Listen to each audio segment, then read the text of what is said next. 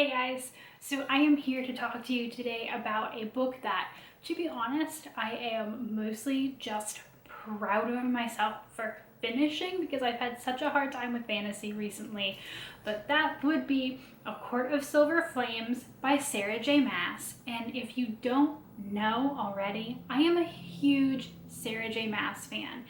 I have a line from Throne of Glass tattooed on my shoulder. I own all of her books. She's the only author I think that I've seen in person multiple times to have her sign my books. I'm a huge fan. I did my undergraduate thesis on Throne of Glass. I care a lot, okay? I care a lot about these books. But here's the thing. So her last couple of books haven't been up to the standards that I feel she set with her first books. I just don't. Michaela and I reviewed her first book in her adult series, A House of Earth and Blood, or is it Crescent City? I'll link it up above. You can go watch that, see what we had to say there. I also reviewed the last book in this series, which was A Court of Wings and Ruin, and unfortunately I had to tag unpopular opinion on the end to some of the more interesting things there. And again, I will link that up above so you can watch that as well. So that's like the groundwork for how I was feeling going into this book. I have read the novella, The Court of Frost and Starlight, but I don't count that as a book. That would really just seem to be as more like fan fodder, essentially. Like, it was just a whole bunch of little scenes that we all really wanted to see. And don't get me wrong, I love them. I love the Throne of Glass novels. I think the second book in the Court series, Court of Mist and Fury, is one of the best books like I've ever read. I love rereading it. So I'm very attached to this series. I'm very passionate about this author, and that means that when they put out new work, the bar isn't just high. The bar is in the stratosphere, and I need it to meet that bar. That's why this book was kind of weird. This book, I feel like the bar was probably lower for me than most other books. There are some people who really hate Nesta. That's the sister of the main character for the last 3 books. And she has some issues, and she has some personality traits that aren't so great, and she's done some things that are questionable. She really has. And there are people who really love Cashin, who is the male protagonist of this book, and he is the best friend of Nesta's sister's mate. This makes sense if you've read the book and you don't need me to explain this, but I'm just trying to bring everybody up to speed just in case. So anyway, the bar was low for character reasons. I'm not a Nesta hater. I am a Cashin lover, but I'm not a Nesta hater. I'm a Nesta unsure. So, I was kind of willing for this book to give me some kind of redemption arc, and I'm not sure if she got a redemption arc for some of the things that I think she did incorrectly, but she definitely was going on a redemption journey, at least a self journey. So that definitely happened in this book. But I have so many feelings about this, guys. We're gonna do a good review. Here's what this book is about.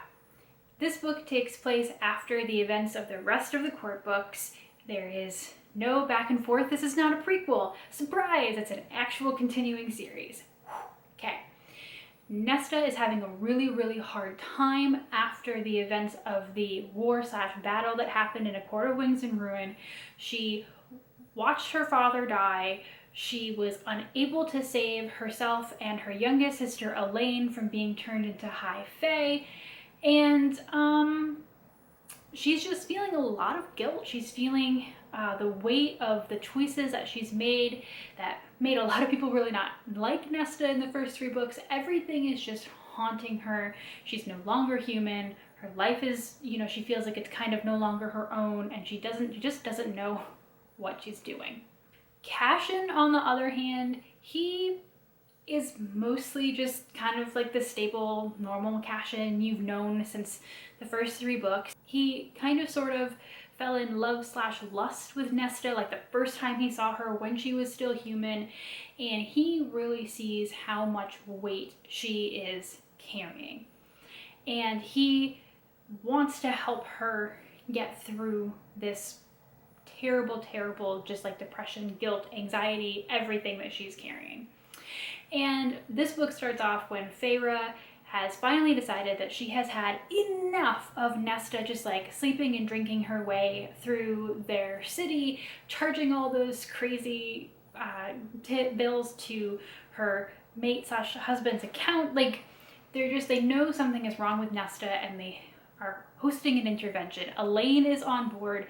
She knows there's something wrong with Nesta too, and that kind of just ends up being A, being trained by Cashin to help defend herself, and B, working in a library and helping the priestesses there. And the library in the city is run by priestesses who've all gone through some sort of trauma, and this is their safe space, their, where they take their lives back in their hands kind of a thing.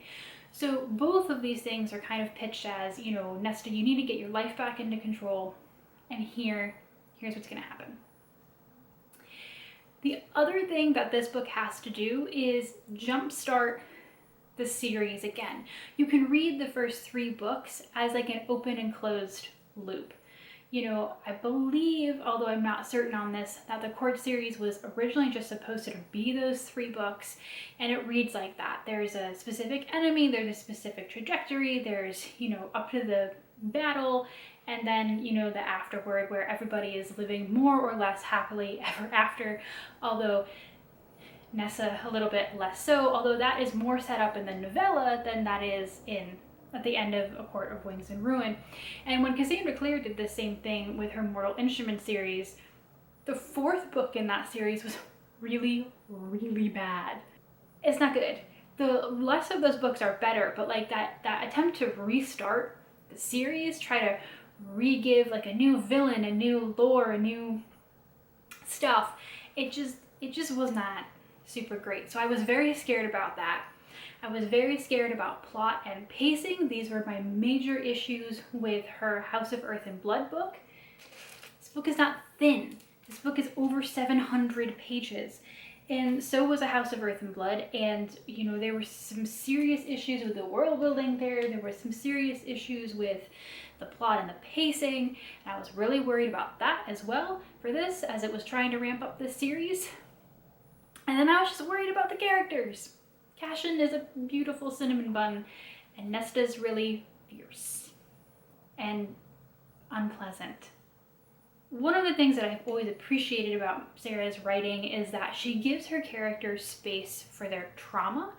This comes up in the Throne of Glass novels. The book Heir of Fire was, I think, my least favorite book for a really long time, until I thought about the series more holistically and realized that novel is Sarah giving that main character space to deal with massive trauma that has happened in the previous book. One of the best things about the 2nd book in this series, A Court of Mist and Fury, is that Feyre is given space to handle what has happened to her in the previous book. And that's a lot of what this novel is. A lot of this novel is giving Nesta the space and the room to handle what is happening in her own head, and understanding that there's sometimes, trauma happens to characters in other books and it's erased by the power of love, or it's very easy to remove with the right talisman or whatever. Here there is no talisman, there is no magical power of love. The love of her friends, the love of her family, Cashin's steadfast being there for her do help, but these things, either individually or combined, do not do the work that Nesta has to do for herself. And she's given the space to do that in this novel, while also helping herself and other priestess librarians become badass, which I enjoyed as a librarian who would love to shelve books half the day and then the other half of the day learn to swing a sword and disembowel my enemies. I'd be into that. It also sets up a brand new number of items. There was a bit in the first 3 books where there were some items that Feyre and the gang needed to acquire to defeat the bad guys, and this book introduces 3 new items that have to be discovered through quest-like format. This book was planned when the last real book in this series came out, so there were more threads in that one than I feel like there were, say, in the Cassandra Clare novel that I brought up as reference. So, you know, the queens come back, Nesta's power is still very unexplained, and it gives the book enough push that though I was really afraid the plot of this would end up feeling like like an engine just turning over and trying to get itself there, it actually felt really natural. So that was also amazing.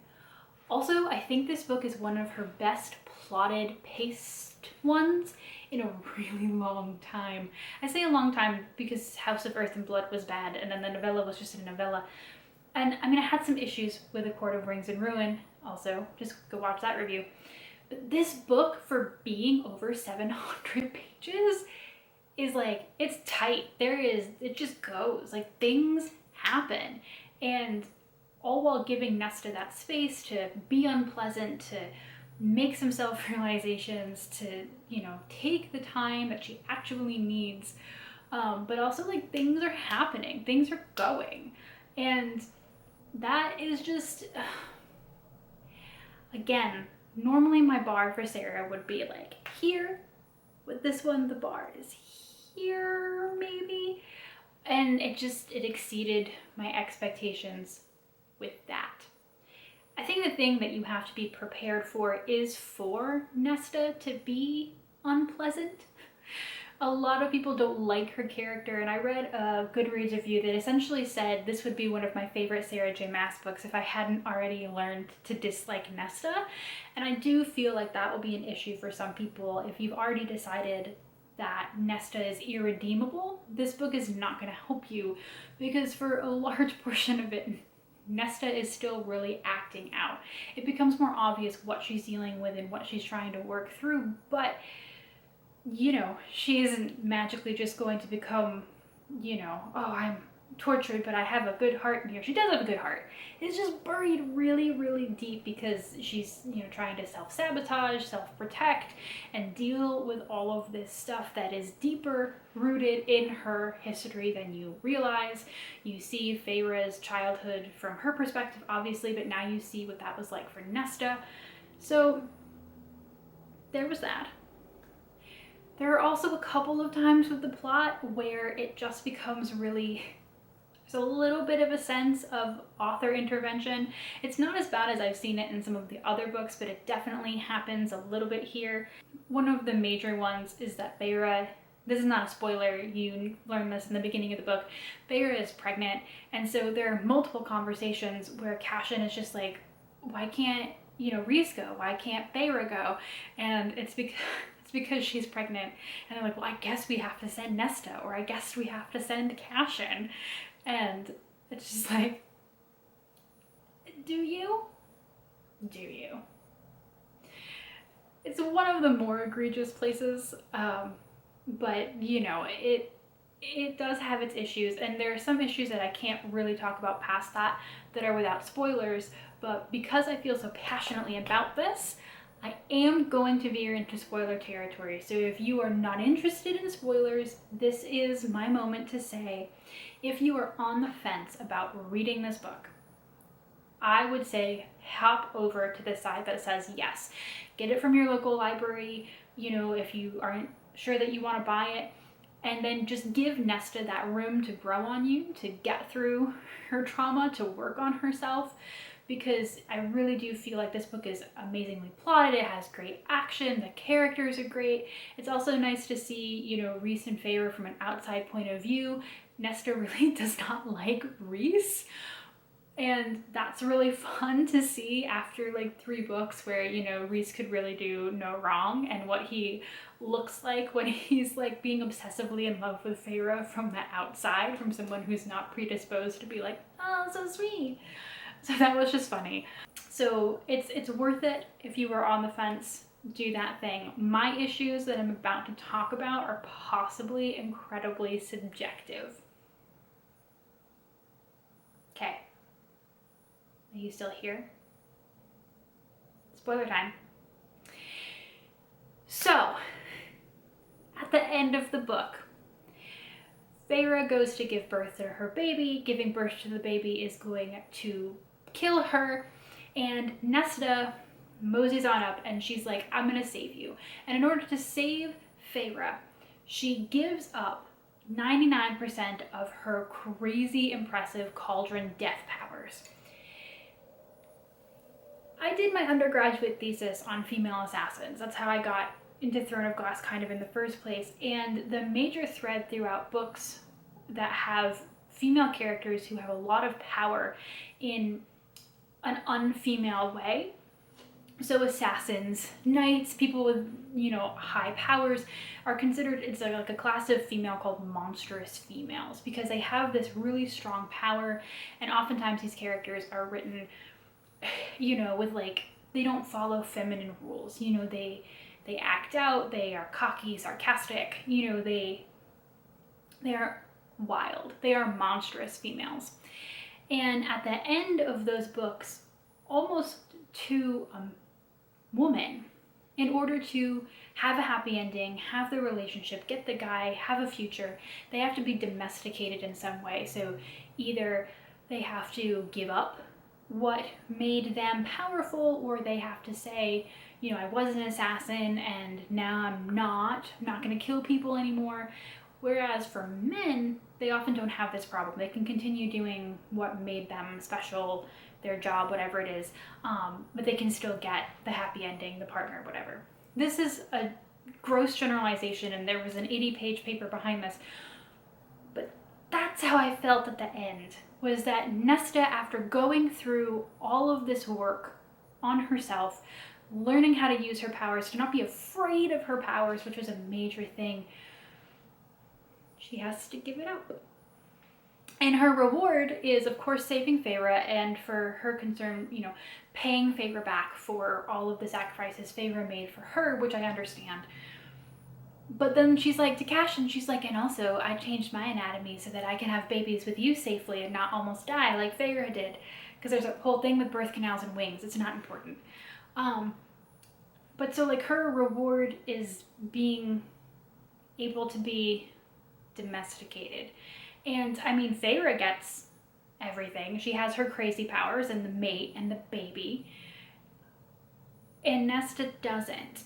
And you could argue, okay, yes, she didn't lose all of her powers. The mother deity goddess stepped in and let her keep a little bit of it, but she was so powerful with the power of death. She could make things, make the capital M, which makes sense again if you read the book. But she had to give it up. And after all of this work that I've done, it bothers me. And I was trying to explain this to a couple of people, and they were not seeing it my way. They were not as bothered by it. So, take that with a grain of salt. But I want Nesta, after everything she's gone through, to be able to get the guy, have the baby, have whatever, get her sisters back, have her friends, and also still be able to evaporate people. That's what I want. And maybe it will become clearer in the next book that Nesta's powers haven't entirely gone away, but just let her be powerful. Let her be a powerful woman who can still have the guy. Why is that so hard? Why? Anyway, this review has been so long. I have other thoughts and feelings, so if you would like to chat with me down in the comments, please do so. Again, if you're on the fence about this book, please read it so that you can argue with me about the ending. This is just my personal opinion, and I would love to hear yours. So if you are going to put spoilers in the comments, please, say spoilers, spoilers, spoilers, hit the enter button a couple of times so that nobody gets spoiled if they don't want to be. But I just have feelings about how this book ended, but I'm pumped about it. I feel like this is Sarah at some of her best, still with some of her quirks, but back to a really awesome level, and I really enjoy that. So Thank you for hanging out with me if you've made it this long, and I hope you guys have an awesome week. Bye!